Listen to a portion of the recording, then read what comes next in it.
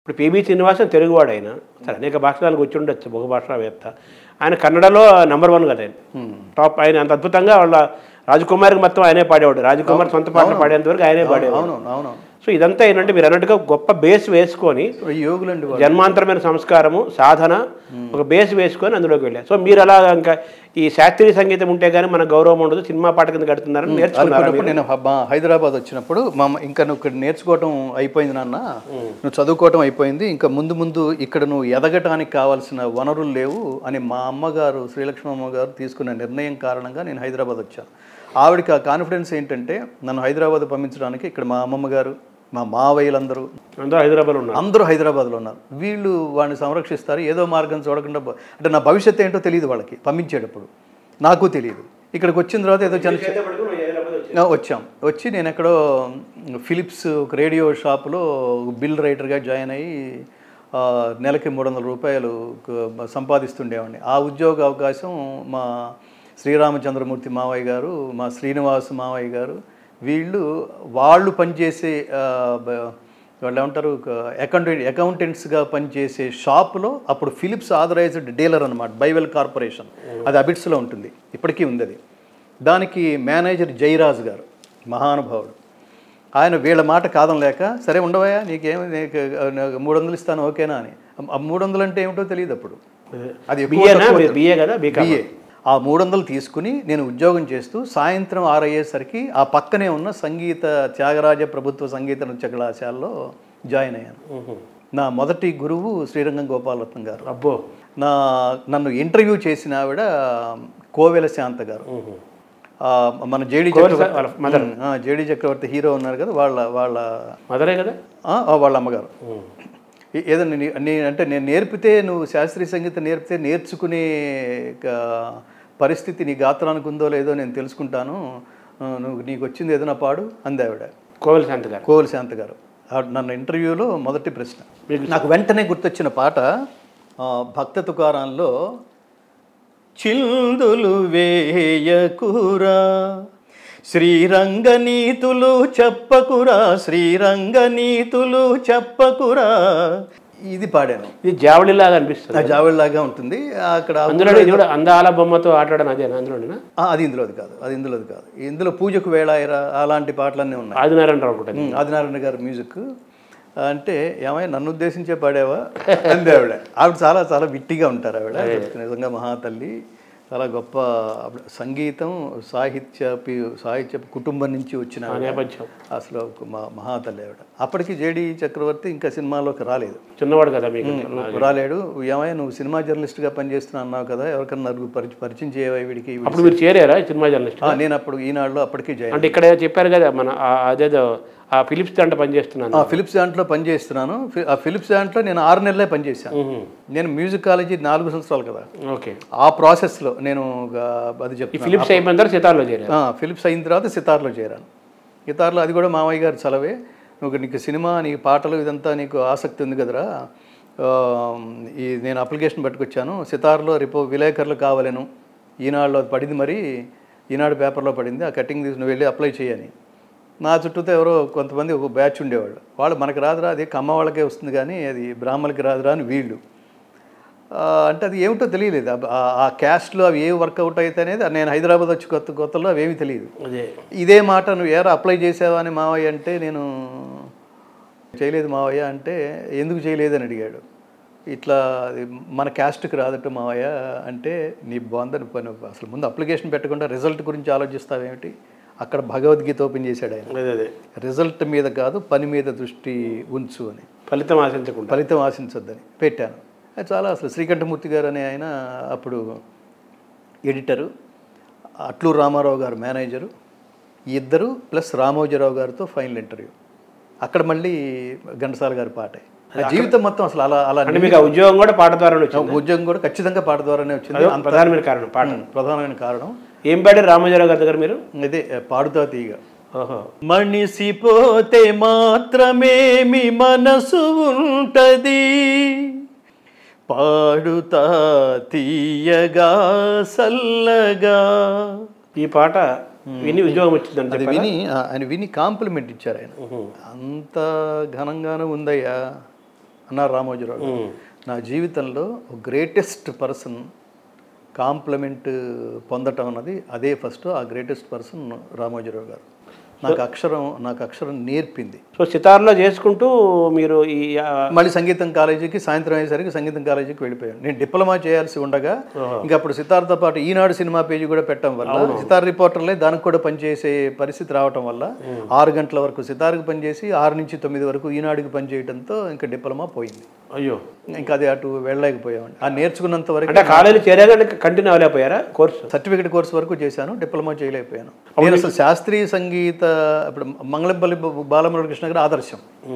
శాస్త్రీయ సంగీత గాయకుడిగా పేరు తెచ్చుకోవాలి. అది నేను మ్యూజిక్ కాలేజీలో జాయిన్ అయినప్పుడు ప్రవేశించిన సినిమా పాట ఘంటసాల ఎలాగో శాస్త్రీయ సంగీతాలు మంగళంపల్లి అలాగా అలా అనుకున్నా. కానీ అది డెస్టినీ అంటాను చూడండి.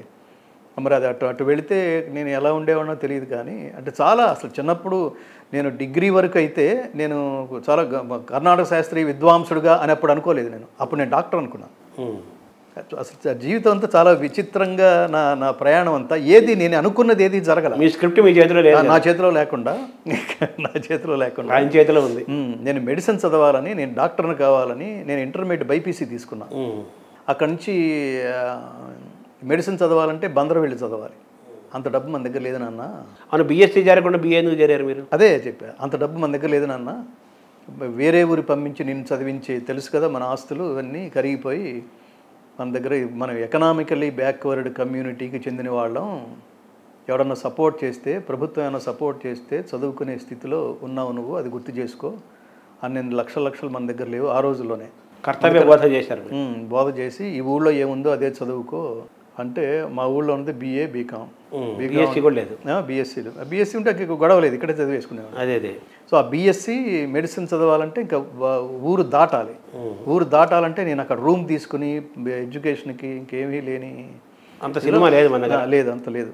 సో అలాగా ఇక్కడ అలా శాస్త్రీయ సంగీతంలో నాకు శ్రీరంగం గోపాలరత్నం గారు, రేవతి రత్నస్వామి గారు, వాసా పద్మనాభం గారు, ఇందాక చెప్పిన కోవెలి శాంత గారు, శ్రీరంగం గోపాలరత్నం గారు, ఆవిడ అద్భుతమైన గాత్రము. మనం ఇందాక మన పి సుశీల గారు వాళ్ళు ఎలా అనుకున్నాము, ఘంటసాల ఎలా అనుకున్నాము, అలా కర్ణాటక సంగీతంలో, లలిత సంగీతంలో, ముఖ్యంగా భక్తి సంగీతంలో శ్రీరంగ పలుకులో చాలా భావము, చాలా ఫీలు, చాలా తాదాత్మ్యత, ఆర్ద్రత, అనుభూతి అవన్నీ ఉంటాయి కదా. అసలు ఇది చాలా గొప్ప మాట అండి. ఇది గొప్ప ఐడెంటిఫికేషన్. అదేంటంటే మనం కొన్ని వేల గాత్రాలు వింటాం, కొన్ని మాత్రమే వీడు ఇందుకోసమే పుట్టాడు, ఇటు కారణ జన్ముడు, వాడిదంతా దైవంతోనే సంబంధం తప్ప, అలౌకికమైన ఆనందాన్ని ఇచ్చే మార్గం తప్ప ఈ లౌకికమైనది కాదు అనుకునే గొంతులు కొన్నే ఉన్నాయండి. అలా సినిమా ఇండస్ట్రీ మొత్తం మీద ఘంటసాల గారు, సుశీల, ఇప్పుడు మీరు అంటున్న శ్రీరంగం గోపాలరత్నం గారు కూడా, ఒక పిలుపులో పిలిచితే పలుకుతావట. ఇప్పుడు ఇవాళకి తిరుమలలో ఆ పాట వస్తుంటుంది, చాలా ఫీల్ ఉంటుంది కదా. ఎంత చాలా గొప్ప ఫీల్, దాని సంస్కారం అంటాం. కొంచెం ఫీల్తో పాడాలయ్యా అని డైరెక్టర్ చెప్తాడు తప్ప ఫీల్ అంటే ఏమిటో చెప్పలేడు. అది నీ సహజ సిద్ధంగా అది వినగానే దాంతో కనెక్ట్ అయిపోయి ఆ ఫీల్ వచ్చేయాల్సింది. మీరు ఘంటసాల గారి పాటల్లో ఎలాంటి పాట అయినా, నేను నిన్న ఎక్కడో వింటున్నాను, మా ఇంటి దేవతలో నీలేత గులాబీ, నేను కాలేజీ రోజుల్లో చాలా అసలు గొంతు, మీకు సాహిత్యంతో సంబంధం లేదు, గొంతు ఆర్ద్రత,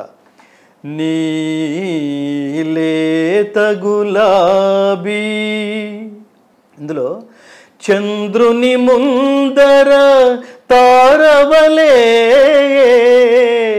అసలు ఈ గమకం ఇంకో గాయకుడు పాట అసలు ఇంపాసిబుల్ అనమాట.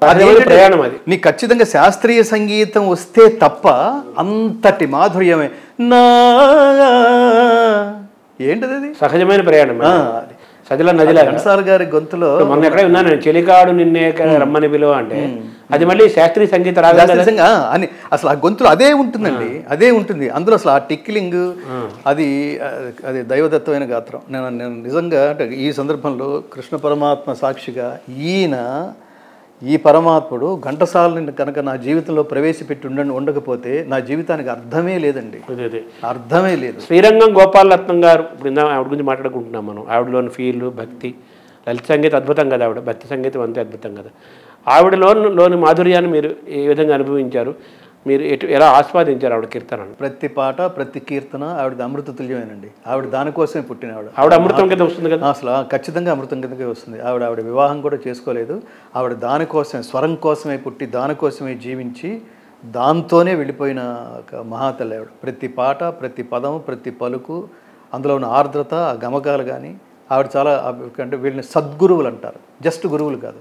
ఇవాళ శాస్త్రీయ సంగీతం చాలామంది నేర్పుతుంటారు, వాళ్ళు బతకడం కోసం నేర్పిస్తున్నట్టుగా ఉంటుంది తప్ప వీళ్ళ దగ్గర వాళ్ళ పాదాల దగ్గర కూర్చుని ఆ శుశ్రూషలు చేసి అది నేర్చుకుంటే మన జన్మ కూడా తరించేస్తుంది అనే గురువులు ఎంతమంది ఉన్నారో వాళ్ళ వర్తమాన సమాజంలో. మంగళంపల్లి బాలమురళకృష్ణ ఆయన దగ్గర వాళ్ళ గురువు గారు పారుపల్లి రామకృష్ణ పంత్ గారి ఫోటో ఉంటుంది లాకెట్లో. ఈ రెండు ఎప్పుడు అదే ఉంటుంది, అంటే దైవంగా భావించిన గురువుని భావించడం వాళ్ళ ఆ గురువుల ఆశీర్బలం కూడా అండి. ఆశీర్బలం కూడా. మేము భగవద్గీత రికార్డ్ చేస్తున్నప్పుడు నాకు విడిగా ఖచ్చితంగా నీకు అసలు పరమ గురువు ఎవరు అంటే నేను ఘంటసాల గారే అంటాను. ఆయన నాకేం ప్రత్యక్షంగా నేర్పించారు, ఒక పరంపర అది. నేను భగవద్గీత రికార్డ్ చేసేటప్పుడు కూడా మేము ఒక శ్లోకం పాడేసి పెద్దయిన గురువర్య గురుశ్రేష్ఠ స్వామి ఇది ఓకేనా అంటుండేవాళ్ళం. ఆ మూల కూర్చుని ఆయన రికార్డ్ చేసి అనుభూతి కలిగి దివ్యాత్మ ఎదురుగానే ఉన్నట్లు. అలా నేను చాలా ఆర్ద్రంగా కళ్ళు తుడుచుకుంటూ ఆయన అడిగిన ప్రశ్న నేను కంపోజ్ చేసింది. సఖేతి మత్వా ప్రసభో యదుక్తం. అచ్యుత, నీ మహిమను గుర్తింపజాలక నిన్ను నా సఖునిగా ఎంచి చనువు చేత ఓ కృష్ణ, ఓ యాదవ, ఓ మిత్రమా అని పొరపాటున అలక్ష్యముగా సంబోధించియుంటిని. విహార శయ్యాసన భోజన సమయములలో గాని ఏకాంతమున గాని అన్యుల సమక్షమున గాని పరిహాసము కొరకు నిన్ను కించపరిచియున్నచో ఆ అపరాధములన్నింటినీ క్షమింపుము. ఓ అప్రమేయ, నా అపరాధములన్నింటినీ నీవు క్షమింపుము అంటుండేవాడు. అంటే ఈ క్షమించడం అంటే శ్రీకృష్ణ పరమాత్మ అర్జునుడు వాళ్ళతో పాటు నేనేదో పాడుతున్నాను, నువ్వు భగవద్గీత మీరు పాడారు, కంపోజ్ చేశారు, నేనేమో ఆ సాహసాన్ని చేపట్టాను, నేనేదో నా పద్ధతిలో నేను పాడుతున్నాను, ఇది నేను తప్పు చేస్తున్నాను రైట్ చేస్తున్నాను నాకు తెలియదు, ఏదైనా తప్పులుంటే నువ్వు క్షమించు, మాకు ఆ శక్తులు ప్రసాదించు. అంతే అంతే. ఇది మన తాత్పర్యం. అంతేగా మన అక్కడ అర్జునుడి తాత్పర్యం ఏంటంటే ఇంతకాలం నీ పక్కన నిలబడి నేను భోజనాలు చేస్తున్నప్పుడు, వ్యాహ్యాలకు వెళ్ళేటప్పుడు, విహారాలకు వెళ్ళేటప్పుడు, పడుకునేటప్పుడు అన్న పిచ్చి పిచ్చి మాటలు మాట్లాడి ఉంటాను, నాతో సమానం అనుకుని నా లెవెల్లోనే కనిపిస్తున్నావు కదా, అందుకని నాతో సమానం అనుకున్నాను. నువ్వేమో భక్తోసిమే సఖా చేతి అన్నావు చూసావా, నువ్వు నా భక్తుడివి మిత్రుడివి కూడా అన్నావు, అందుకని ఆ మిత్రుడు అనే పదాన్ని అండర్లైన్ చేసి నేను ఇష్టం వచ్చినట్టు మాట్లాడేసుకుని ఉంటాను, నీతో క్షమించు, నీ విశ్వరూపం చూసిన తర్వాత నాకు అర్థమైంది నేను నీకు మిత్రుడిని ఏమిటి. సార్ తర్వాత మీరు సినిమా పాటలు ఘంటసాల పాటలు పద్యాలు కొన్ని వందల వేల కచేరీలు దేశ విదేశాల్లో మీరు ఇచ్చారు, అది లోక విదితమేది. అయితే మీరు శాస్త్రీయ సంగీత ఆ కచేరీలు ఏమైనా ఇచ్చారా? శాస్త్రీయ సంగీత కచేరీలు నేను డిప్లొమా అయిన తర్వాత ఇద్దాం అనుకున్నవాడిని. ఇది ఎప్పుడైతే డిస్టర్బ్ అయిందో ఇది అక్కడి నుంచి నేను ఎందులోకి వచ్చానంటే సినిమా ప్లేబ్యాక్ సింగింగ్లోకి వచ్చాను. దాసనారాయణరావు గారు నాన్నగారు అనే సినిమా ద్వారా నన్ను పరిచయం చేయడం, సినిమా జర్నలిస్ట్గా ఉన్న కాలంలో. ఇక అక్కడి నుంచి నాకు సినిమా అవకాశాలు, రెండవది ఈ వేదికల మీద అవకాశాలు ఇవన్నీ పెరుగుతూ గాయకుడిగా ఎదుగుతున్న దశది. ఈ ఎదుగుతున్నప్పుడు రామారావు గారు, నాగేశ్వరరావు గారు, నారాయణ రెడ్డి గారు, గుమ్మడిగా ఇలా పెద్దవాళ్ళందరి మధ్యలోనూ నాకు ఘంటసాల గారి పాటల కచేరీలు ఎక్కువ అవకాశాలు వచ్చేవి.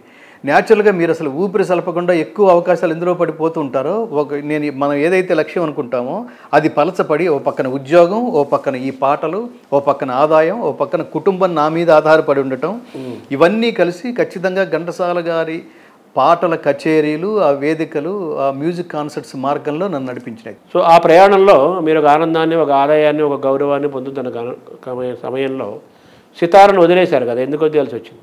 సితారను నేను వదిలేసింది ఆ మార్గంలో కాదు. సితారను నేను వదిలేసింది 12 సంవత్సరాల తర్వాత, 1990 నుంచి 2002 వరకు నేను ఈనాడు సినిమా, సితార ఫిల్మ్ వీక్లీలో నేను జర్నలిస్ట్గా పనిచేశాను. పనిచేస్తున్న కాలంలో మనకి ఏ పని రెగ్యులర్గా చేస్తుంటామో అది మొనాటనస్ అయిపోతుంది. ఎంతకాలం ఈ ఇంటర్వ్యూలు, ఎంతకాలం ఈ సినిమా, దాన్ని మీరు ప్రేమించట్లేదు అసలు? దాన్ని అంటే నాకు నిజంగానే ఇష్టం లేకనే. ఎందుకంటే ఇది 8 దాటిన తర్వాత ఆ కిక్కులు వేరుగా ఉంటాయి ఇండస్ట్రీలో. అది మనకి అసలు వర్తించే ఫీల్డ్ కాదు, మనకి అలవాటు ఉండే ఫీల్డ్ కాదు. ఇంటి దగ్గర నుంచి భోజనం మూట కట్టుకుని మధ్యాహ్నం సినిమా షూటింగ్లకు వెళ్ళినా నేను అక్కడ నా బాక్స్ ఓపెన్ చేసి నేను తింటుండేవాడిని. ఇందులోనే అందరూ తింటుండేవాళ్ళు. ఇక దాసనారాయణరావు, ఒరే నాకు ముద్ద పెట్టరా అని దాసనారాయణరావు గారు, హీరో రాజేంద్ర ప్రసాద్ మంచి మిత్రుడు, సో ఇట్లా అటు అటు తిరుగుతూ వెళుతున్నప్పుడు న్యాచురల్గా రోజులు అత్యధిక శాతం ఇదే ఆక్రమిస్తున్నప్పుడు సినిమా, జర్నలిజం, రైటింగ్, స్క్రిప్ట్లు, ఓ పక్కన సాయంత్రం పూట రవీంద్ర భారతిలో కచేరీలు, ఈ ఘంటసాల గారి పాటల షోస్, నంది అవార్డ్స్ ప్రోగ్రామ్స్, రాష్ట్ర ప్రభుత్వం మ్యాక్సిమం ప్రోగ్రామ్స్ అన్నీ నాకే ఇస్తుండేది. సో మీరు తెలియకుండానే అందులోకి తొయ్యబడి అదే ధనార్జన అయినప్పుడు ఆ మెచ్యూరిటీ కూడా అంతంత మాత్రమే ఉన్నప్పుడు ఏది శాశ్వతమో అనేంత మెచ్యూరిటీ లేదు అప్పుడు. ఇందులో పడి లౌకికంగా ముందు మన సర్వైవల్ ఇంపార్టెంట్. అప్పటిదాకా నేను సర్వైవల్ మోడ్లోనే ఉన్నాను. సర్వైవల్ నుంచి నెక్స్ట్ లెవెల్కి వెళ్ళాం. అక్కడి నుంచి తర్వాత కంట్రిబ్యూషన్. ఆ కంట్రిబ్యూషన్ ఆలోచన నాకు రావడానికి 39 ఏళ్ళు పట్టింది. మనం ఎందుకు పుట్టాం, ప్రపంచానికి తిరిగి ఏమి ఇవ్వాలి, ఏమి ఇవ్వడం ద్వారా అది మనం ఇచ్చేది శాశ్వతం అవ్వాలి, ఇచ్చేవాడు శాశ్వతంగా ఉండాలి అనే ఆలోచన నాకు రావడానికి అది 39 నా 39th ఇయర్లో. అంటే ఈ భగవద్గీతకు మీరు కనెక్ట్ అయ్యే కొద్దీ దాంతో మరి ప్రయాణం చేద్దామని సితార్ను వదిలేశారు. అప్పటికి ఆ సితార వదిలేసే సమయానికి నాకు ఇంకా భగవద్గీత ఆలోచన రాలేదు. అది నేను సితార ఎందుకు వదిలేశానంటే, ఓ రోజు నేను ఎక్కడో చెప్పినట్టున్నాను, అట్లూరు రామారావు గారు ఒక రోజు పిలిచి మీరు పాటలు పాడడం మానేస్తే మంచిది అన్నారు. ఆయన పాటలు పాడడం మానేస్తే మంచిది, ఎందుకంటే మిగతా వాళ్ళు కూడా మిమ్మల్ని చూసి సైడ్ వ్యాపకాలు చేసే ఆలోచనలో ఉన్నారు, అంటే సైడ్ బిజినెస్లు చేసే ఆలోచనలో ఉన్నారు అని అంటే అసలు అది ఏం కంపారిజన్? అది బిజినెస్ కాదు కదా, ఇది గాంధర్వ విద్య. ఇది మనుష్యాణం సహస్రేషు, కోట్ల మందిలో ఒక గాయకుడు అవుతాడు. వాడిని మీరు ప్రోత్సహించాల్సింది పోయి, ఇది కాక శృతి గతి మతి లేని వాళ్ళని నా దగ్గరికి చాలామందిని తీసుకొచ్చి వీడు బాగా పాడతాడు అని మీరు సర్టిఫికెట్ ఇచ్చేసి, ఇక్కడ సంగీతజ్ఞుని నేనుండగా మీరు సర్టిఫికెట్ ఇచ్చేసి వాడితో నన్ను రాయించిన సందర్భాలు చాలా ఉన్నాయి. వీడి గాయకుడు, వీడు వృద్ధిలోకి వస్తాడు అని నేను రాసిన సందర్భాలు ఉన్నాయి. అలాంటిది మీ దగ్గర చిన్న సైజు బాలసుబ్రహ్మణ్యం ఒకడు ఎదుగుతున్నాడు, వాడికి మీకేమైనా అవకాశం ఉంటే వాడికి ఉషాకిరణ్ మూవీస్లో మీరు ఏదైనా అవకాశం ఇవ్వడం ద్వారా వాడిని ప్రోత్సహించాల్సింది పోయి, మీ బిడ్డగా, మీ వయసు ఎంత, నా వయసు ఎంత, మీ బిడ్డ వయసు నాది, మీరు పాటలు పాడడం మానేస్తే మంచిదా? అసలు మీరంటే నేను తట్టుకోలేకపోతున్నాను. ఏదో మందు కొట్టడం మానేస్తే మంచిది, మద్యపానం మానేస్తే మంచిది, ధూమపానం మానేస్తే నీకే మంచిది, నీ ఆరోగ్యానికి మంచిది, నీ కుటుంబానికి మంచిది అన్నట్టుగా పాటలు పాడేస్తే మంచిదన్నారేంటి సార్ మీరు అని నేను ఆ రోజు నేను చాలా చాలా సెన్సిటివ్గా ఫీల్ అయ్యి చాలా ఇమ్మీడియట్గా నేను విసురుగా లేచి నేను రిజిగ్నేషన్ లెటర్ రాసేసి అక్కడ పెట్టేసి, అప్పుడు మోహన్ కోటేటి ఇన్ఛార్జ్ ఎడిటర్ ఆడు పెట్టేసి వచ్చేసాను నేను. అంతే అంతే అంతే నేను చాలా తీవ్రంగా హర్ట్ అయ్యాను. దానికి ఏమి పెద్ద ఇదేం లేదు. అది ఇప్పుడు ఆలోచిస్తుంటే నాకు అనిపిస్తుంటుంది అనమాట. నేను అప్పుడు చాలా మాటలు అన్నాను ఆయన్ని చాలా మాటలు అన్నాను. నాకు తండ్రి స్థానంలో ఉండి మీరు రంగస్థలం ఆర్టిస్ట్ అయ్యి ఉండి, ఆయన చాలా చాలా స్టేజ్ ఆర్టిస్ట్, ఆయన సినిమాలో కూడా చేశాడు ఆయన. మీరు ఆర్టిస్ట్ అయ్యిండి ఇంకొక ఆర్టిస్ట్ని మీరు మీ ఆర్ట్ని నువ్వే ఏమంటారు భూస్థాపితం చేసేసుకుంటే మంచిది అనే మాట మీరు మాట్లాడతారా? దాని విలువ తెలియక. పైగా నేను రవీంద్ర భారతిలో పాడుతుంటే ఎన్టీ రామారావు గారు, అక్కినేని నాగేశ్వరరావు గారు, ఇలాంటి భానుమతి గారు, ఇలాంటి దిగ్ధంతులందరూ ముందు కూర్చుంటే వెనక వరుసలో కూర్చున్న అట్లూరు రామారావు గారు కూడా పాట అయిపోతే వీళ్ళతో పాటు చప్పట్లు కొట్టిన మీరు, ఆ తర్వాత కార్యక్రమంలో అసలు నేను రాష్ట్రంలో సంగీత శాఖని, సినిమా సంగీత శాఖని స్థిరపరచాలనే ఆలోచన ఈరోజు నాకు బలంగా కలిగింది. సంగీత శాఖని హైదరాబాద్, ఇప్పటికీ సినిమా ఇండస్ట్రీ హైదరాబాద్ వచ్చినా కూడా డబ్బింగ్, సంగీతం ఇంకా మెడ్రాస్లోనే జరుగుతుంది. ఈ శాఖ కూడా ఇక్కడికి స్థిరపరిస్తే ఇలాంటి గాయకులు చాలామంది పైకి వస్తారనే కాన్ఫిడెన్స్ ఈరోజు నాకు గంగాధర్ నాకు కలిగించాడు అన్నారు ఎన్టీ రామారావు గారు. థియేటర్ మొత్తం చప్పట్లతో నిండిపోయింది. ఆ రోజు నా సంగీత కచేరీ ఎన్టీ రామారావు గారి ముందు, భానుమతి గారి ముందు. అప్పుడు చప్పట్లు కొట్టిన మీరు నన్ను వాళ్ళ పాటలు పాడడం మానేయమంటారా అని అయిపోయి, అంటే ఏదో ఒకటి తేల్చుకోమని ఉద్యోగమా పాటలు అదెలా. నేను ఇంకో మాట అన్నాను, అసలు ఈ మాట నాకు ఇంటర్వ్యూలోనే రామోజీరావు గారు అన్నుంటే నువ్వు బాగా పాడుతున్నావయ్యా, నీ గొంతు మాత్రం నువ్వు పూర్తి చేసుకోవాలి అని ఆయన అన్నాడు అనుకోండి, ఈ గొంతు మేము వినడానికి వీల్లేదు, మేము ఈ గొంతుని చంపేయదలుచుకున్నాం, కేవలం మీరు ఆర్టికల్స్ మాత్రమే రాయాలి అని అంటే నేను తేల్చుకుని ఉండేవాడిని. అప్పుడేమో నేను పాట చూసి చాలా ఘనంగా ఉందా, బాగా పాడుతున్నావు అని నా రామోజీరావు గారు కాంప్లిమెంట్ ఇస్తే మీరేమో తద్విరుద్ధంగా నన్ను మానేయమంటారా? నేను మీకు విచిత్రం తెలుసానండి, ఇది అప్పటికి నేను ఇది మానేసే టైంకి, ఈనాడులో ఉద్యోగం మానేసే టైంకి రామోజీరావు గారు ఫిల్మ్ సిటీకి షిఫ్ట్ అయిపోయారు. రామోజీరావు గారు అబ్బాయి మాత్రమే ఇక్కడ ఈ పంజాగుట్ట ఆఫీస్లో ఉండేవారు. ఉద్యోగం మానేసేయాలని డిసైడ్ చేసుకుని రిజిగ్నేషన్ లెటర్ అక్కడ ఇచ్చేసి నేను వాళ్ళ అబ్బాయి, ఆయన ఎండి కిరణ్ గారు, ఆయన దగ్గర టైం తీసుకుని ఆయన దగ్గర వెళ్ళి కూర్చుని నేను ఇలా మానేస్తున్నానండి అనేక కారణాల వల్లని ఇదే పాడుతో తీగ పాట ఆయన ముందు పాడి నమస్కారం చేశాను. నాన్నగారి దగ్గర పాడి ఎంటర్ అయ్యాను, ఇప్పుడు మీ దగ్గర పాడి ఎగ్జిట్ అవుతున్నాను. కిరణ్ కూడా ఆయన పాటలు బాగా ఇష్టం కదా? ఆయన కూడా చాలా ఇష్టం. అదేమిట ఇష్టం వేరు, ప్రోత్సాహం వేరండి. అది అది వేరు. తర్వాత మీరు ప్లేబ్యాక్ దాసనారాయణరావు గారు ప్లేబ్యాక్ మీకు ఫస్ట్ అవకాశం ఇచ్చారు నాన్నగారి సినిమాలో. తర్వాత మీరు ప్లేబ్యాక్లోకి ఎందుకు మీరు సక్సెస్ అందులో ఎందుకు జర్నీ చేయలేకపోయారు? సక్సెస్ కావాలంటే సక్సెస్ లేదు అక్కడ. అదే అవకాశం అసలు లైఫ్ చాలా మీరు అంటే దీనికి ఇటువైపు పాత్ వేయడానికి ఏదో భగవద్గీత వైపు వేయడానికి ఏదో ఒక ప్రకృతిలో దీన్ని ప్రకృతి అంటాం. ఎందుకంటే ఇది దైవ సంబంధమైన శబ్ద వాంగ్మయం. ఇది మనకు సంబంధించింది కాదు. ప్రకృతి మన ఏదో దీనికోసం ఉపయోగించుకోవడానికి మన కాయాన్ని, మన దేహాన్ని, మన శరీరాన్ని, మన మన మన మన జీవితాన్ని, మన జన్మని ఉపయోగించుకోవడానికి ఏదో సమాయత్తం అవుతుంది. అది మనకు తెలియక ఒకటేదో పడి ఒక దాంట్లో ఏదో పడి మనం ఇందులో సినిమా పాటలో సక్సెస్ వస్తే బాగుండు, సినిమా పాట సక్సెస్ అయితే బాగుండు, సినిమా ప్లేబ్యాక్ సింగర్గా, ఎందుకంటే చుట్టూతో ప్లేబ్యాక్ సింగర్ ఉన్నారు కదా, ఆ ఆరాలో పడిపోయి మనం ఇదే అని ఎక్కడో అనుకుంటున్నాం అనమాట. ఇమ్మడలేకూడదు. అది నేను పాడిన పాటలన్నీ కొన్ని ఏమో తీసేయటం, చాలా గొప్ప గొప్ప పాటలు, కొన్ని ఏమో రాజకీయం ద్వారా వల్ల తీసేయటం, కొన్ని రకరకాలుగా ఆ సినిమాలు సక్సెస్ కాకపోవడం, అవన్నీ అసలు కంటిన్యూస్గా మీరు ఏదో ఈ పాట సూపర్ డూపర్ హిట్ అయిపోతుంది, అసలు అద్భుతమైన పాట ఇది అని అనుకున్నది మీరు సినిమాల నుంచి తీసేసి ఇంకో ఎవరితోనో పాటించేశారనుకోండి, మీ పరిస్థితి ఎలా ఉంటుంది? మీరు అసలు బేసిక్గా హర్ట్ అవుతారు. తర్వాత ఇంకా అది ఎవర్షన్ వస్తుంది, తర్వాత ఇది వద్దులే అనిపిస్తుంది. రెండోది ఏంటంటే మన నేచరు అసలు ఇదే నాకు సినిమా ప్లేబ్యాక్ సింగర్గా చాలా గొప్ప పేరు తెచ్చుకోవాలనే పరమ లక్ష్యం అయితే లేదండి. అసలు ఫస్ట్ బాటం లైన్ లేదు. అసలు నాకు మొదట్లో ఆ జీల్లో లేదు. దాసరి గారు మీరు చేయించారు అంతే, ఆయన చేయించాడు అంతే. నేను ఆయన చుట్టూ తిరగలేదు. అభిమానం అంతే ఖచ్చితంగా ఖచ్చితంగా చాలా ఇష్టపడేవాడు ఆయన. ఒక వేదిక మీద పాడుతుంటే, రే నాన్న నా సినిమాలో 2 పాటలు పాడుతున్నావు, నేను అనౌన్స్ చేస్తున్నాను నా పుట్టినరోజున May 4 అని ఆయన నాన్నగారు అనే సినిమాలో 2 పాటల ద్వారా. ఇప్పుడు ఆ 2 పాటల ఉదాహరణకి సూపర్ డూపర్ హిట్ అయినాయి అనుకోండి, అది ఇప్పుడు హిట్ అనేది మన చేతిలో లేదు కదా. ఇప్పుడు బాలసుబ్రహ్మణ్యం గారు పాడిన పాట అన్నీ హిట్ అయిపోతాయా? ఘంటసాల గారి పాటలు పాడిన అన్నీ హిట్లేనా? కాదు కదా. బిగినింగ్లో ఏదైతే మిమ్మల్ని నెక్స్ట్ లెవెల్కి తీసుకువెళ్ళేందుకు కొన్ని పాటలు ఏవైతే ఉపయోగపడతాయో అవి ఉపయోగపడ్డాయి అనుకోండి, నెక్స్ట్ లెవెల్లో ఉంటారు, లేకపోతే అదే లెవెల్లో ఉంటారు. ఇప్పుడు సినిమాలు అందరూ సక్సెస్ అవ్వాలని రూల్ ఏం లేదండి. నేను ఈ మార్గంలోకి రాకముందు ఎన్ని ఉద్యోగాలు చేశాను చెప్పండి. ఇప్పుడు ఇన్ని ప్రశ్నలు అడుగుతున్నారు కదా. నేను అనేక ఉద్యోగాలు చేసి అనేక వ్యాపకాలు చేసి ఫైనల్గా ఎక్కడ నేను ఏం చదివాను, ఇప్పుడు ఏం చేస్తున్నాను, మీకేం లింక్ ఉండదు. భగవద్గీతకి వచ్చేసారు, ఇటు వచ్చాం. సో కాబట్టి దానికి ఎప్పుడు ఎన్నో అందులో ఏదో ఫెయిల్ అవ్వడం వల్ల ఇందులో రావడం అనేది అసలు లౌకికంగా ఇది కాదు. కానీ నిజానికి ఫెయిల్ అవ్వడం వల్లే ఇందులోకి రాగలిగాం. ఫెయిల్ అంటే ఇందులో రావడం ఏమిటి? అసలు ఇందులో లాజిక్ ఏమిటి? భగవద్గీత పడితే ఎవరు డబ్బు ఇస్తాడు?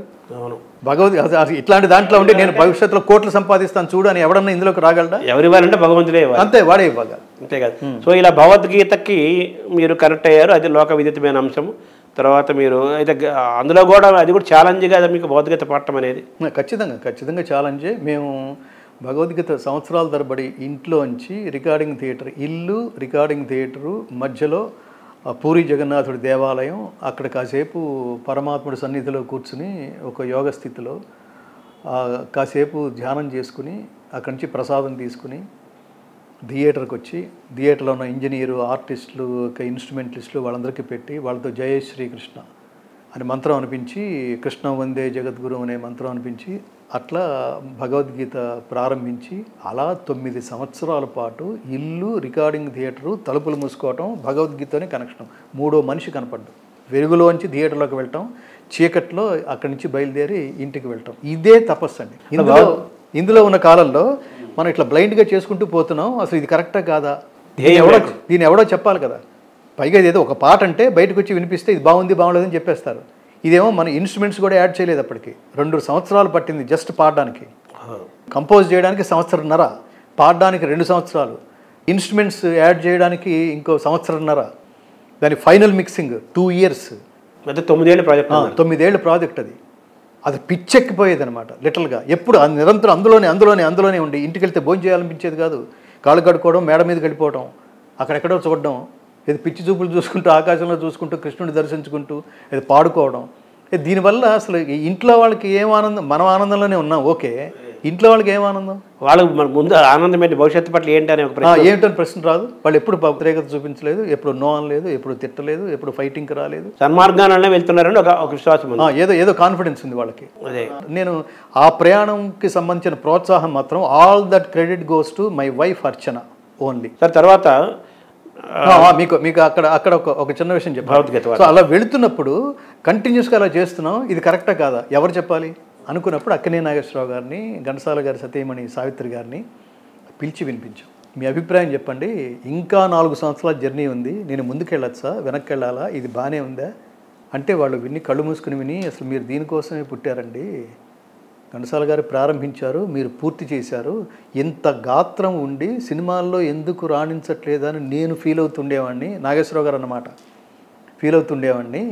నేను ఇప్పుడు నాకు దైవం పట్ల పెద్ద నమ్మకం లేకపోయినా ఇది డెస్టినీ అదేదో నాకు ఒక్కొక్కసారి అనిపిస్తూ ఉంటుంది, మీరు దీనికోసమే ఉన్నారండి, అందులో సక్సెస్ అయితే ఇదేలా పూర్తి చేస్తారు, అదేదో జరుగుతుంది అనిపించింది అని ఆయనంటే, ఆవిడ ఘంటసాల గారి సతీమణి చాలా గొప్ప మాట, నాకు మాతృ సమానురాలు, ఆవిడ గొప్ప మాట అన్నారు సావిత్రి గారు. ఆ సావిత్రి గారు, నాన్న ఘంటసాల గారి గొంతు 10 సంవత్సరాలు తగ్గించుకుని పాడితే ఎలా ఉంటుందో అలా ఉంది నాన్న ఇది వింటుంటే, అలా ఉంది నాన్న ఇది వింటుంటే, చిరంజీవి ఆయుష్మాన్ భవ, ఘంటసాల గారి కుటుంబం అంతా వచ్చారు. అప్పుడు నాకు కాన్ఫిడెన్స్, పర్లేదు దీన్ని ముందుకు తీసుకెళ్ళచ్చు, ఇంకా డబ్బు పెట్టచ్చు, జనాల్ని అర్థించవచ్చు, ఏదైనా దాని మీద ఒక విశ్వాసం కుదిరింది మీ సంకల్పం పట్ల. అయితే మీరు చిన్నప్పటి నుంచి కూడా సహజంగా సంగీతం ఉండటము, తల్లిదండ్రుల నుంచి సంగీత వాతావరణం ఉండటము, తర్వాత శాస్త్రీయ రాగాలతో కూడిన సినిమా ఘంటసాల పాటలు, పద్యాలు, శ్లోకాలు వినటము, పాడటము, ఉపాసన చేయటము, ప్రయాణం జరగటం వల్ల మీకు ఘంటసాల పాడిన భగవద్గీత శ్లోకాలను ఎక్స్టెన్షన్ చేస్తూ మొత్తం శ్లోకాలన్నీ మీరు పాడారు. పాడటం కాదు, మీరే దాన్ని స్వరపరిచారు. ఆయా రాగాలు ఆ శ్లోకానికి, ఆ భావాన్ని, ఆ సాహిత్యానికి అనుగుణంగా ఆ రసం పలికేటట్టుగా ఆ రాగాలను కంపోజ్ చేసుకొని మీరే కంపోజ్ చేసుకున్నారు. ఈ కంపోజ్ అంటే ఈ స్వరరచన చేసుకున్నారు. ఈ శక్తి మీకు ఈ ప్రయాణం ద్వారానే వచ్చిందని చెప్పాలా? ఇదంతా నేనే కంపోజ్ చేసిన శక్తి. నేను ప్రారంభంలో మీకు చెప్పాను, ఘంటసాల గారి శ్లోకాలు, ఆయన కంపోజ్ చేసి పాడిన శ్లోకాలు ఏవైతే ఉన్నాయో, ఘంటసాల గారి మనోధర్మం, గాత్రధర్మం, ఇందులో నేను ఘంటసాల గారిని, ఇది అండర్లైనింగ్ పాయింట్, ఇది ఘంటసాల గారిని నేను ఇమిటేట్ చేయలే, అనుసరించాను. ఆయన గాత్రధర్మం, నేను నా గాత్రంలోనే పాడతాను. మీకు ఆ గాత్రధర్మం మార్గంలో ఉండటం వల్ల మీకు దగ్గరగా ఘంటసాల గారి లాగా అనిపించడానికి కారణం గొంతుని ఇమిటేట్ చేయటం కాదు, ఆ మార్గాన్ని అనుసరించడం. సో అది ఎప్పుడైతే స్వరరచనలో అది మాకు మనస్సు, బుద్ధి, ఆత్మ మొత్తం పట్టేసిన తర్వాత మీరు ఇంకా అది మీరు 100% కన్ఫర్మ్డ్గా మీరు కంపోజ్ చేయగలరు. కర్మణ్యేవాధికారస్తే యథాతథం ఆయనది. సో అది ఎప్పుడైతే వచ్చిందో, అది ఎలా ప్రారంభమైందంటే, ఘంటసాల గారు పాడిన 106 శ్లోకాలు యథాతథంగా శాస్త్రీయ సంగీత రాగాల్లో కూడా ఆయన కూర్చున్నా కూడా యథాతథంగా నేను పాడగలను.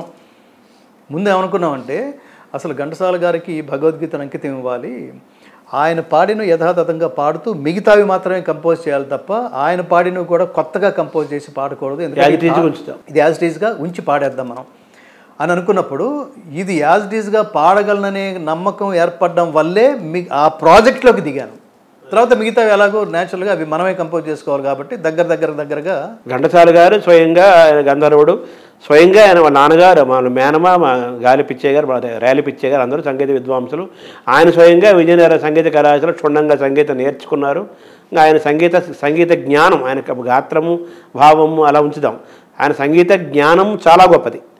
అంత సంగీత జ్ఞాని కదా అటు కంపోజ్ చేసి దానికి అంత జీవం పోసాడు కదా ఆ శ్లోకాలకి. సో మీకు ఆయన పాడినవి కాకుండా మిగతా మీరే కంపోజ్ చేసుకోవాల్సి వచ్చింది కదా. ఆ శ్లోకాలకి సంగీతపరంగా జీవం పోయటంలో మీకు ఆ శక్తి ఎక్కడి నుంచి వచ్చింది, ఎలా డ్రైవ్ చేసుకున్నారంట? అదే ఖచ్చితంగా చాలా చాలా గొప్ప ప్రశ్న. దానికి కూడా స్ఫూర్తి ఘంటసాల గారు. నేను శాస్త్రీయ సంగీతం నేర్చుకున్న నేపథ్యం, గానకళాబోధిని గ్రంథం ఆధారం, ఇవన్నీ కారణాలు. ఘంటసాల గారు కంపోజ్ చేయని శాస్త్రీయ రాగాలు ఏవైతే ఉన్నాయో అట్లాంటి చాలా రాగాలు తీసుకుని వాటి మీద కూడా మేము చాలా కొన్ని ప్రయోగాత్మకంగా చేసాం. అంటే ఈ రాగాల ఎంపికలో అంతా మీరు స్వయంగా ఖచ్చితంగా అది మేము కంపోజింగ్లో కూర్చున్నప్పుడు ఏమిటంటే, ఒక శ్లోకం చదువుకుని దాని తాత్పర్యం చదువుకుని, పర్లేదు ఇది ఏ రాగమైనా పర్వాలేదు అనుకునేవి కొన్ని రాగాలు ఉన్నాయి. కొన్ని మీకు ఎమోషనల్గా, ఇప్పుడు చర్మం దహించకపోతున్నది, నిలబడడానికి శక్తి చాలకుంది, నాకు ఏం చేయాలో అర్థం కావట్లేదు, నాకు శిష్యస్తేహం శాధిమాం త్వాం ప్రపన్నం, ప్లీజ్ దయచేసి నా సరైన మార్గం శాసించు అని ఆర్తిగా మాట్లాడుతున్నప్పుడు కొన్ని పర్టికులర్గా సందర్భాలు ఉన్నాయి. కృష్ణుడు అర్జునుడితో మాట్లాడుతున్నప్పుడు మాట్లాడుతున్న మొదటి మాటే, నీకేమన్నా క్లేబత్వం వదిలిపెట్టు, కొజ్జేవాళ్ళగా బిహేవ్ చేస్తున్నావు నువ్వు, అంత మాట మాట్లాడాడు. నపుంసకత్వాన్ని వదిలిపెట్టు, క్లైబ్యం ఆస్మగమః పార్థ నైతత్వయుపపద్యతే, క్షుద్రం హృదయ దౌర్బల్యం త్యక్వా ఉత్తిష్ట పరంతప. ప్లీజింగ్గా చెప్పలేదు, తట్టి కొట్టినట్టు చెప్పాడు. సో దానికి పౌరుషాన్ని పురుషత్వాన్ని రెచ్చగొట్టాడు. క్లైబ్యం ఆస్మగమః పార్థ అలా చెప్పాము, ఆ రసం ఆ ఫీల్ రావడానికి. అట్లా ఆయన స్ఫూర్తి ఉంది. మధ్య మధ్యలో కొన్ని ఛాలెంజ్గా, ధ్యానేనాత్మని పశ్యంతి కేచిదాత్మానమాత్మనా, ఇది హిందుస్థానీ రాగం. అట్లా చాలా తీసుకున్నాం. కనకాంగి, రత్న, మన గనకలాబోతం తిరిగేస్తే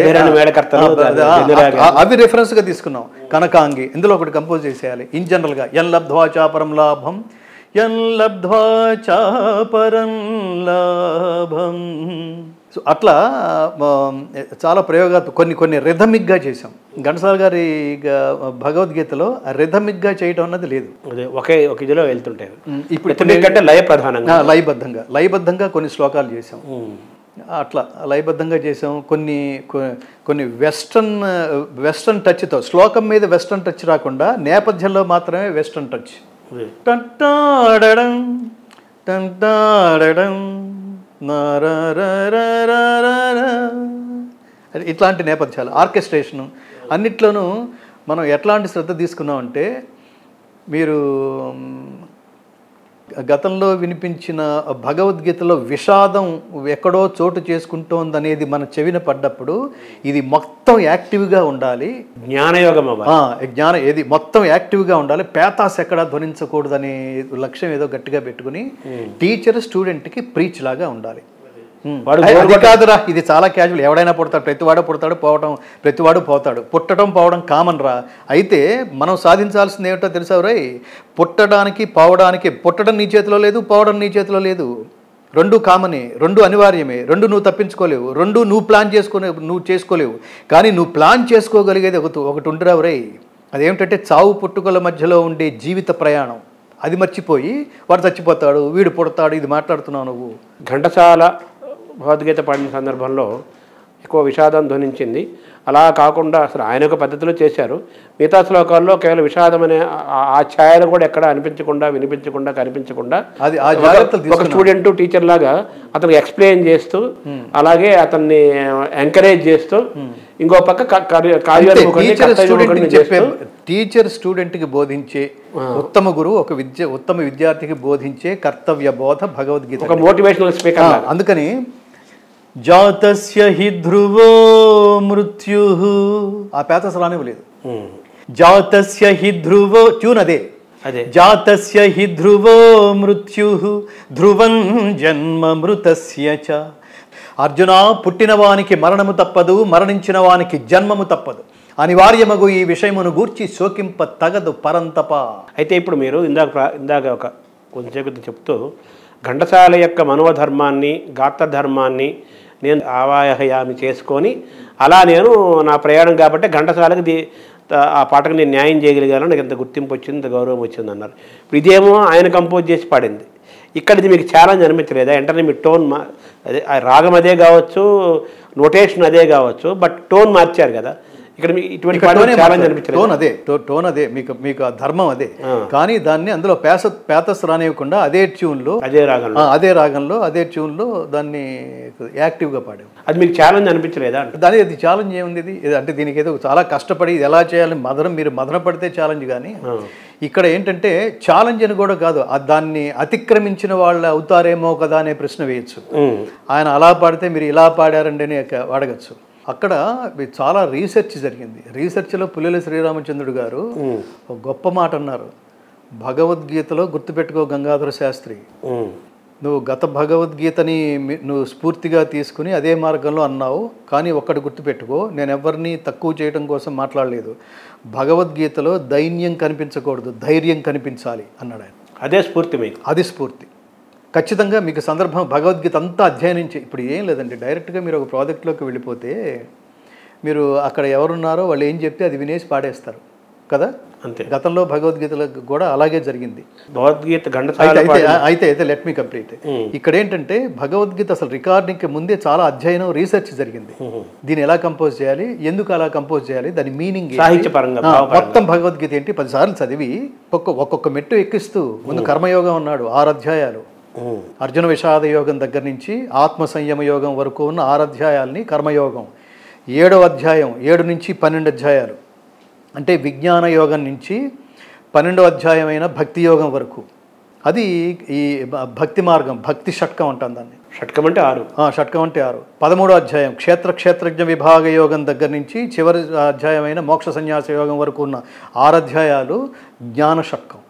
ఇవన్నీ మీరు చదువుతూ ఒక్కొక్కటి అర్థం చేసుకుంటూ దాన్ని గురువుల సన్నిధానంలో నీకేదో చదివితే నీకేదో అనిపిస్తే అది అర్థమైపోయిందని అనుకుంటే అది కుదరదు. అట్లా సమాజంలో అతి ప్రసిద్ధమైన 18 భగవద్గీతలను పెట్టుకుని మనకేమర్థమైందో అర్థం చేసుకునే ప్రయత్నం ఒక లెవెల్, నెక్స్ట్ లెవెల్ నాకు ఇలా అర్థమైంది కరెక్టా కాదా అని గురువుల దగ్గరికి వెళ్ళి పుల్లెల శ్రీరామచంద్రుడు, డాక్టర్ ఆర్వీఎస్ఎస్ అవధానులు గారు, డాక్టర్ కోరాడు సుబ్రహ్మణ్యం గారు, వీళ్ళు సంస్కృతంలో ద్రష్టలు, భారతదేశానికి దిక్సూచులు.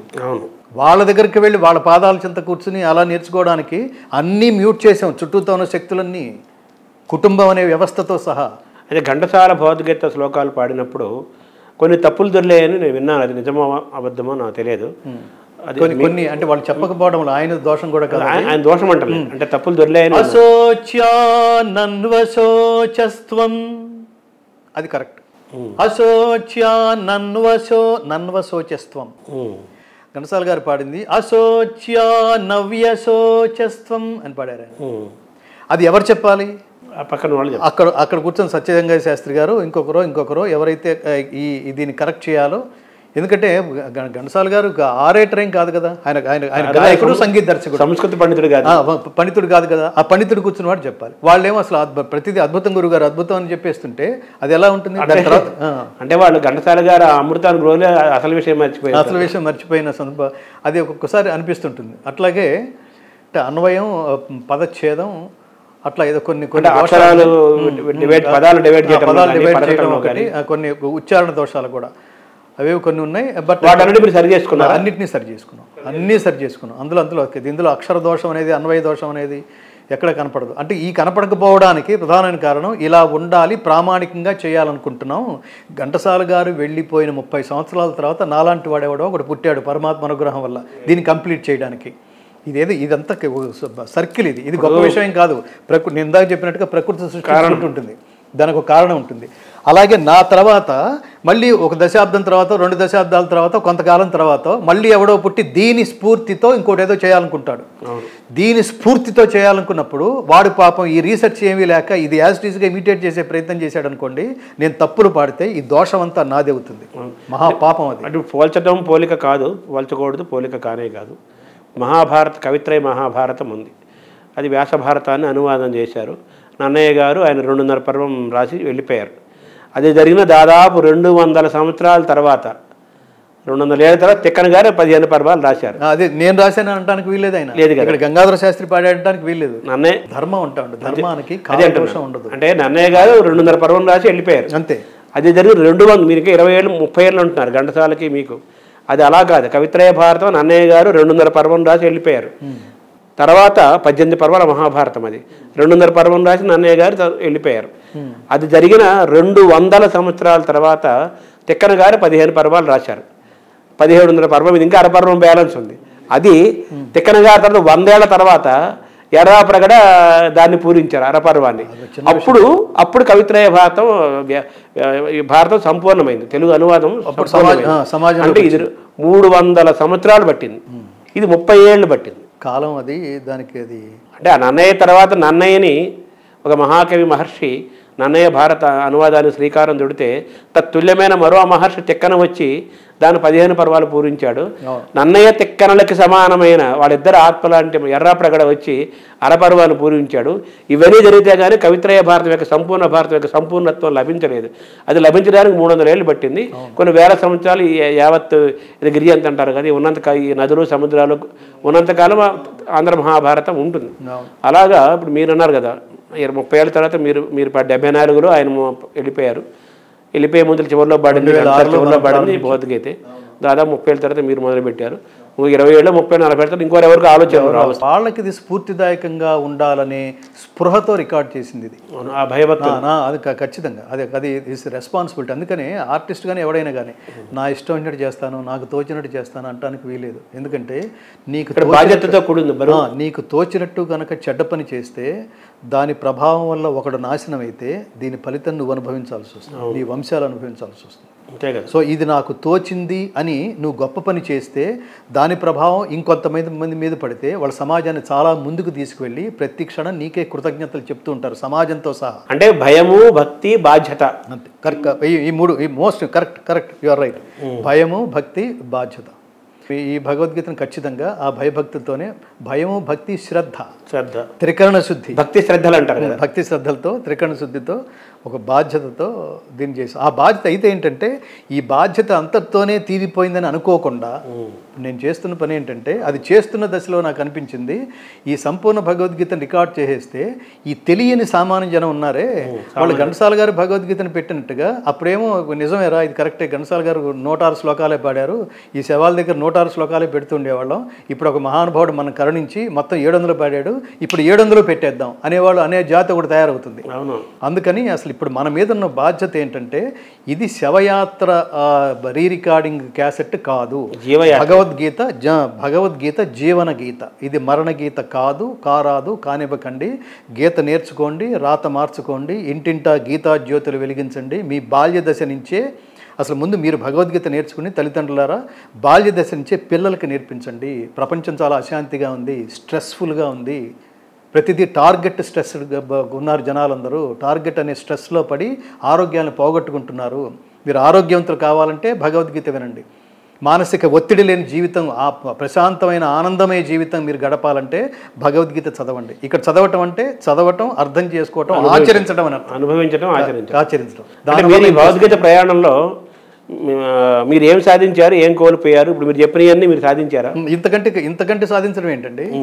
ఈ దేశంలో మానసికంగా కాదు, నేను ప్రారంభంలో బిరుదులు గుర్తింపులు కాదు, నీ మానసిక ప్రయాణంలో మిమ్మల్ని మీరు మలుచుకోవటంలో, మీ ఒత్తిళ్లను మీరు తగ్గించుకోవటంలో, కార్యాన్ముఖులు కావటంలో, ఐహికమైన లౌకికమైన అంశాల పట్ల ఆకర్షణ గురి కాకుండా సంకల్ప బలంతో ముందుకు సాగటంలో, మీకు ఎదురయ్యే నెగిటివ్ వాటిని కూడా మీరు ఛేదించుకొని ప్రయాణం చేయటంలో మీకు భగవద్గీత ఎంతవరకు ఉపయోగపడింది కాబట్టి వాళ్ళు ఈ స్థితిలో ఉండి ఇంకా అదే మార్గంలో నడవగలుగుతున్నా. ఇది ఏకవాక్యంలో అది నేను అత్యంత గొప్పగా ఆనందించి, మీరు ఇప్పుడు అవార్డులు అన్నారే, అవార్డులు అనేవి లౌకికమైనవి. నేనేమంటానంటే ఎవరి అవార్డు కంటే ఇవన్నీ తక్కువ అవార్డులు అంటే ఈ ప్రపంచం మొత్తం మీద హిందూయిజం అన్నాం అనుకోండి, సనాతన ధర్మం, ఈ సనాతన ధర్మీయులు ప్రపంచవ్యాప్తంగా కనుక నిండిపోయి ఉంటే వాళ్ళందరిలో నుంచి ఒక్కడిని ఎంచుకుని భగవద్గీత మొత్తం నువ్వు పాడి నీ జీవితం అంతా దీని ప్రచారానికి నీ జీవితం అంకితం చెయ్యి అని పరమాత్ముడు నన్ను ఎంచుకున్నాడంటే అసలు ఇంతకంటే జీవితానికి మించిన అవార్డు ఏమన్నా ఉంటుందా? కృష్ణుడు నన్ను ఎంచుకోవడం కంటే అవార్డు ఏమన్నా ఉంటుందా? ఎంపిక చేసుకున్నాడు. ఖచ్చితంగా ఆయన ఎంపిక చేసుకుంది, మనదేం కాదు. ఇప్పుడు సో ఈ ప్రచారంలో నేను అన్ని దేశాలు తిరగటం, ఈ ప్రచారానికే నా జీవితం అంకితం చేయటం, ఇది నేను భాగ్యంగా భావిస్తాను. భగవద్గీతను సంపూర్ణంగా ఇంకా భగవద్గీత గొప్పతనం ఏమిటంటే మీ మానసిక పరిణితిని బట్టి ఆయా సమయాల్లో ఆయా అర్థంతో మిమ్మల్ని నడిపిస్తూ ఉంటుంది. అసలు మీరు అనుభవించారా? అది ఖచ్చితంగా అనుభవించాను. నేను చాలా చోట్ల కూడా చెప్పాను. నేను భగవద్గీత రికార్డింగ్ సమయంలో నేను అనేక నెగిటివ్ ఫోర్సెస్ నేను విని అసలు చాలామంది భయపెట్టేశారు కూడా. ఘంటసాల గారు పూర్తి చేయకుండానే వెళ్ళిపోయారు, నువ్వు ఇప్పుడు స్టార్ట్ చేసావు, నువ్వు కూడా అన్నవాళ్ళు. ఇట్లా అసలు మీరు భారతం ముట్టుకుంటే చాలా డేంజరు, ఇంట్లో ఏమంటారు కృష్ణుడు అర్జునుడికి బోధిస్తున్న రణరంగం, అసలు బొమ్మ పెట్టుకుంటేనే మీ ఇంట్లో అందరూ కొట్టుకుంటుంటారు, నీకు ఎక్కడ శాంతి ఉండదు, ఇట్లా చెప్పిన వాళ్ళు ఉన్నారు. నేనేం అట్లా ఏమి పోయే ముందు ఏదో చేసి పోదాం, అని చెప్తుండేవాడిని. మంచి పని చేసిపోవడం. మంచి పని చేసిపోదాం, దానికి పోతే ఏమిటి, నీకు దీర్ఘ జీవితం కావాలా, దివ్య జీవితం కావాలా? అవును. శంకరాచార్య ఎప్పుడు పోయారు ఆయన? 32. వివేకానంద 39. ఏంటది? అవును, రామానుజన్ మ్యాథమెటిక్స్ రామానుజన్ అంటే ఎంత కాలం కాదు ఇంపార్టెంట్, నువ్వు చేసే స్వల్పమప్యస్య ధర్మస్య త్రాయతే మహతో భయాత్. అది లోకహితం కదా, అది లోకహితం, శాశ్వతంగా ఉండిపోతుంది. ఇప్పుడు సడన్గా నేను ఉన్నట్టుండి నేను పైకి వెళ్ళిపోయినా, నేను ప్రపంచానికి అందించిన భగవద్గీత ఉంది కదా. ఈ భగవద్గీత విశేషం ఏమిటంటే, మేము ఇది కూడా రీసెర్చ్లోంచి ఇప్పుడు నేను చేశానని గొప్పతనం ప్రదర్శన, అసలు అది ఆ యాటిట్యూడ్తో నేను ఎప్పుడు మాట్లాడను. ఇది మేము దీని ముందు రీసెర్చ్ చేసాం, భగవద్గీత ఎందుకు చేయాలి, నేను గాయకుని కాబట్టి రికార్డ్ చేసేయాలా, లేకపోతే దీనికి అవార్డ్స్ కోసం రికార్డ్ చేయాలా? కాదు, అలా చేసింది కాదు. ఇదేంటంటే హిందువులు కూడా భగవద్గీత చదవటలేదు, చదవడానికి వాళ్ళ భాష రావటలేదు, పుస్తకాల్లోంచి తెలుగే తీసేశారు, ఇంకా సంస్కృతం అర్థం కావడం అనేది ఇంకా దుర్లభం.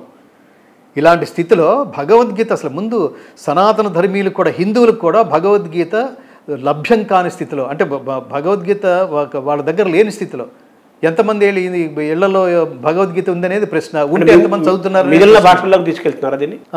మేము అట్లా ఈ పాయింట్ పూర్తి చేసి అందులోకి వస్తాను. సో అందుకని దీన్ని రికార్డెడ్గా కనుక ప్రపంచానికి అందిస్తే, మీ ప్రయత్నం లేకుండా మీరు కారులో వింటుంటారు, నెట్లో వింటారు, ఇవాళ ఉన్న టెక్నాలజీలో మీకు భగవద్గీత ఈజీగా అందుబాటులో ఉంటుంది. అందుకు రికార్డ్ చేయాలనే సంకల్పంతో అలా రీసెర్చ్ చేసి రికార్డ్ చేసాం. దీన్ని ప్రస్తుతం మేము ఇంగ్లీష్లో రికార్డింగ్ పార్ట్ అయితే పూర్తయింది. దీనికి ఇంకా మనకి నిధులు కావాల్సి ఉంది. దానికి మన ఛానల్ నుంచి కూడా ప్రపంచాన్ని అర్థిస్తున్నాం. ఎవరన్నా మీ పేరు మీద మీరు దీన్ని మొత్తం సంపూర్ణ భగవద్గీతని, this is also world's first musical Bhagavad Gita with English meaning. అది మీరు సంస్థల తరఫు నుంచి మీరు చేయాలనుకున్న, కార్పొరేట్ సోషల్ రెస్పాన్సిబిలిటీ నుంచి మీరు చేయాలనుకున్న, ఆ ప్యాక్ మీద మీ పేరో, మీ కంపెనీ ఎంబ్లమ్మో, మీ తల్లిదండ్రుల పేరు మీరు చేయాలనుకున్న, మీ పిల్లల పేరు మీరు చేయాలనుకున్న, మీ తాత ముత్తాతల పేర్లు మీరు చేయాలనుకున్న, శాశ్వతంగా నిలబడిపోతుంది. ఇంగ్లీషు రికార్డింగ్ పార్ట్ వరకు సిద్ధంగా ఉంది. మనని సంప్రదిస్తే ఆ టోటల్ ప్రాజెక్ట్ కాస్ట్ ఏదో చెప్తాం. దానికి అది చేయగలిగితే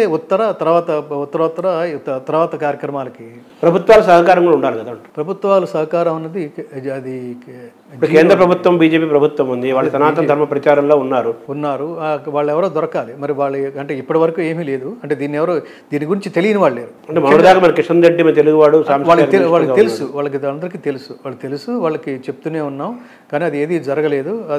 అది సమయానికి జరుగుతుందేమో చూడాలి. అయితే మొత్తం ఓవరాల్గా మీ సంగీత ప్రయాణాన్ని గమనిస్తే, కేంద్ర సంగీత నాటక అకాడమీ అత్యంత ప్రతిష్టాత్మకమైన సంస్థ, భారత్ గవర్నమెంట్ ఆఫ్ ఇండియా సంస్థ, సంగీతజ్ఞులకి, సంగీతంలో సంపూర్ణంగా ప్రయాణం చేసే వాళ్ళకి ఇచ్చే ఒక గొప్ప ప్రతిష్టాత్మక పురస్కారము మీకు ఇవ్వడానికి కారణము, ఈ శ్లోకాలని మీరు స్వరపరచటము, శాస్త్రీయమైన సంగీత ఆ రాగాలతోటి, శాస్త్రీయమైన సంగీత విధానంతో స్వరపరచటము, పాడటము అని ఒక గొప్ప ప్రాజెక్టుని మీరు సంపూర్ణంగా చేసి లోకానికి అందించడం వల్ల సంగీత నాటక అకాడమీ వారి యొక్క సంగీత పురస్కారం మీకు అందిందని మనం అన్వయం చేసుకోవచ్చు. అది నిజంగా కూడా అదే వారు నాతో చెప్పింది కూడా అదే. ఈ మధ్యన వచ్చిన 2 అవార్డ్స్, ఒకటేమో సంస్కృతాన్ని ఏమంటారు ఆ ప్రాంతీయ భాషలోకి దాన్ని అనువదించడం ద్వారా సంస్కృతాన్ని, మన జాతి సంస్కృతిని పరిరక్షించిన నేపథ్యంలో మేము అవార్డుని అందజేస్తున్నామని గౌరవ డాక్టరేట్ ఇచ్చినప్పుడు, మహర్షి పాణిని సంస్కృత యూనివర్సిటీ వాళ్ళు సంస్కృతాన్ని మీరు ఇట్లా దీన్ని రికార్డ్ చేసి తర్వాత తరాల వాళ్ళకి మీరు అంకితం ఇస్తూ అందజేస్తూ ప్రచారం చేస్తున్నందుకు, అది వాళ్ళు చెప్పింది. వీళ్ళు మన దేశపు మాతృభాష అయిన సంస్కృతాన్ని మీరు స్వరబద్ధం చేసి నిక్షిప్తం చేసినందుకు, గానం చేసినందుకు ఇస్తున్నామని వీళ్ళు చెప్పారు. స్వరము, గానము ఓవరాల్గా పాణిని, మధ్యప్రదేశ్ పాణిని సంస్కృత విశ్వవిద్యాలయం వాళ్ళేమో భాషా సాహిత్యాలకు మీ సేవకు గుర్తించినట్టు, గౌరవించి డాక్టరేట్ ఇచ్చినట్లు, వీళ్ళేమో సంగీతము, కళలు, ఈ రెండింటికి ఆ సేవకు గుర్తించి గౌరవించినట్లుగా మనం అన్వయించుకొని ఆనందించాలి. ఈ స్ఫూర్తితో మీరు ఇంకా ముందుకు సాగాలి. శ్రీకృష్ణ పరమాత్మ యొక్క ఆశీస్సులు పొందాను, ఆయన నన్ను నడుపుతున్నాడనే విశ్వాసంలో మీరు ఉన్నారు కాబట్టి, సో భగవద్గీత మొత్తం ప్రపంచమంతా వినిపించాలని ఒక లక్ష్యంతో, ధ్యేయంతో మీరున్నారు. అది అద్భుతంగా సాగుగాక. నమస్కారం. జై శ్రీకృష్ణ. నమస్కారం.